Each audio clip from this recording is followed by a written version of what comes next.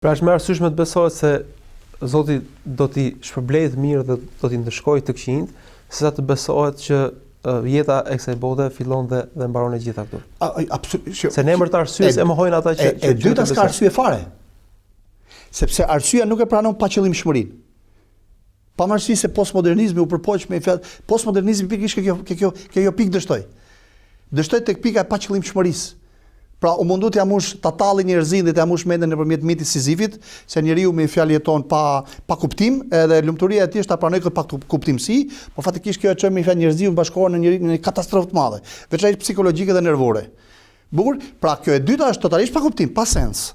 Pra të besosh se është një botë që do shkatërrohet dhe pas vdekjes merr fund gjithçka, kjo është pa arsye. S'ka arsye këtu. Përfitiro për shkak dikush që ndërtoi një ndërtesë, pallat 10 kaç dhe pasi ndërtoi nominat ban. Ose dikush që lodhe për të arritur një objektiv, para se të arrijë objektivin vdes. Ose dikush që ka investuar tek vetja, me vite dhe me dekada, dhe në fund me vdes. Është totalisht pa kuptimsi. Vdekja vetvete është pa kuptimësia më e madhe. Por për ata që besojnë botën tjetër është gjëja që jep shumë kuptim me vdekjes, edhe vetjetës.